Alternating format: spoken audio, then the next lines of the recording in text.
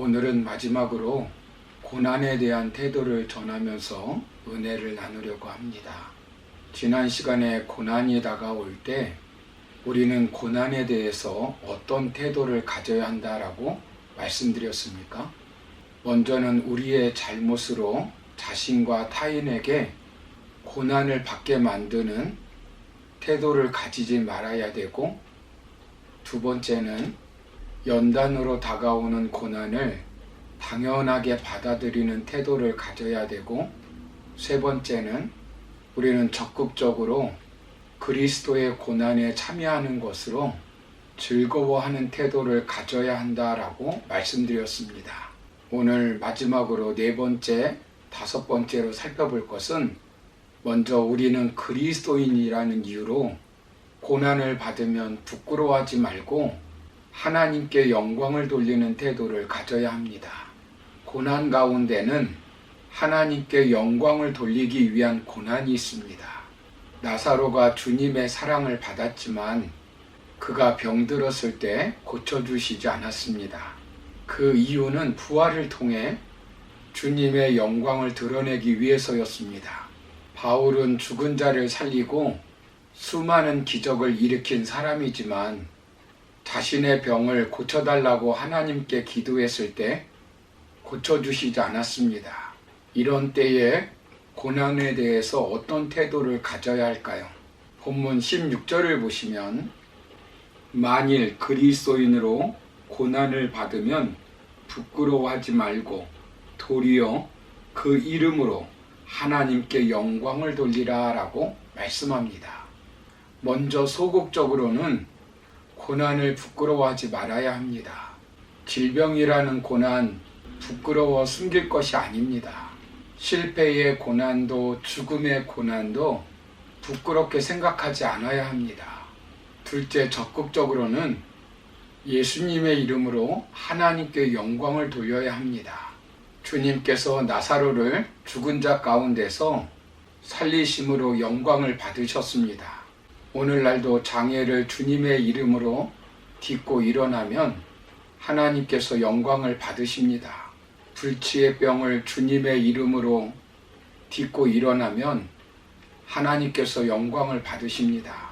수 없는 고난을 주님의 이름으로 딛고 일어나면 하나님이 영광을 받으십니다. 고난이 하나님께 영광 돌릴 기회이기 때문입니다. 고난을 당하면 바로 이때가, 고난에 대한 자세를 가지면 고난도 축복의 통로가 되는 것입니다. 로마서 8장 17절을 보시면, 자녀이면 또한 상속자, 곧 하나님의 상속자요 그리스도와 함께 한 상속자니 우리가 그와 함께 영광을 받기 위하여 고난도 함께 받아야 할 것이니라 라고 말씀합니다. 마지막 다섯 번째, 우리는 하나님의 뜻대로 고난을 받을 때 선을 행하면서 영혼을 하나님께 다 위탁하는 태도를 가져야 합니다. 고난 가운데는 하나님의 섭리적 가운데 일어나는 고난이 있습니다. 이해할 수 없는 섭리적 고난입니다. 논리적 설명이 잘 안 되는 고난입니다. 태풍이 오면 성도들의 가정에 있는 과실도 떨어지고, 코로나 팬데믹이 오면 그리스도인 자녀도 질병에 걸립니다. 금융 위기가 오면 그리스도인 사업장도 위기가 오고, 그리스도인도 직장에서 고난당하여 해고 정리될 수 있습니다.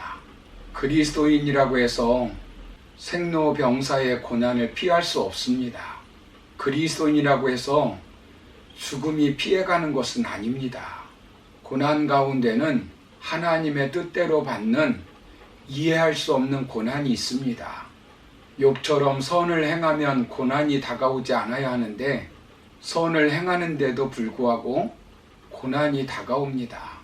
많은 신앙인들이 이런 고난에 넘어집니다.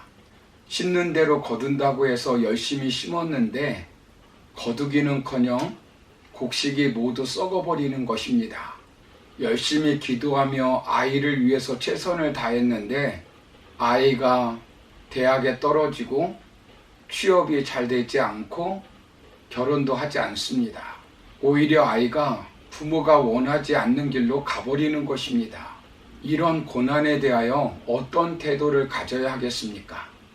본문 19절을 보시면 그러므로 하나님의 뜻대로 고난을 받는 자들은 또한 선을 행하는 가운데에 그 영혼을 미쁘신 창조주께 의탁할지어다 라고 말씀합니다.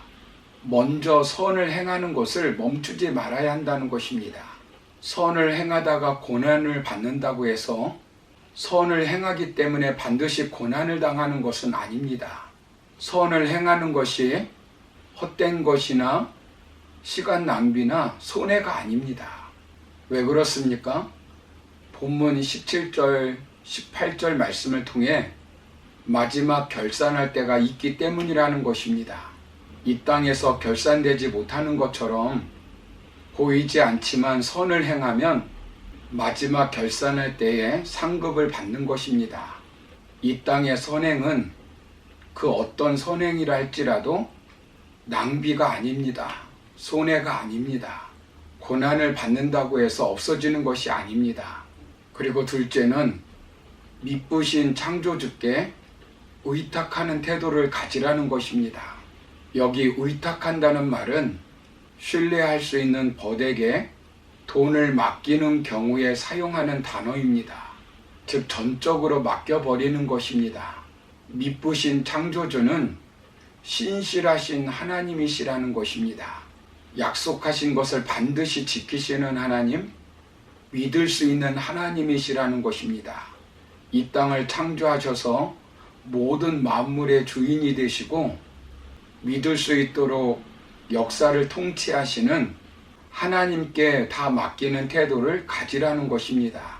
상담 심리학자인 레리 크랩은 신앙인으로 50년 동안 많은 사람들과 상담을 했다고 합니다. 그런데 60대에 암에 걸려 투병 생활을 하였다고 합니다. 그는 하나님을 신뢰하는 것이라는 책을 읽고 왜 착한 사람에게 고난이 따르는지 명쾌하게 설명되지 않지만 한 가지 중요한 사실을 말씀하고 있습니다. 하나님은 고난이라는 방법으로 우리가 예수님을 닮도록 제자 훈련을 시킨다 라는 것입니다. 이런 견고한 신앙으로 암과 싸우면서 우리가 이해할 수 없을 때 하나님을 더욱 신뢰하라고 당부합니다. 이성적으로 이해가 안 되는 일이 세상에는 많이 있습니다. 그러나 어떤 고난 가운데서도 하나님께 다 맡기는 태도는 변하지 않아야 합니다. 사랑하는 성도 여러분, 하나님께 영광을 돌리기 위한 고난이 있습니까? 고난을 부끄러워하지 마시기 바랍니다. 하나님께 영광을 돌리는 태도를 끝까지 간직하시기 바랍니다. 섭리적 고난을 받으며 선하게 살려고 하는데 이유도 모른 채 고난을 받고 있습니까? 고난 가운데 선을 행하는 것을 멈추지 말아야 합니다. 언젠가 우리 하나님이 그 선을 다 갚아주십니다. 신실하신 창조주께 의탁하는 태도를 끝까지 가지시기 바랍니다. 그리하여 고난의 강을 잘 통과하여 가나안의 축복을 누리는 저와 여러분의 삶이 되기를 주님의 이름으로 축원합니다. 감사합니다.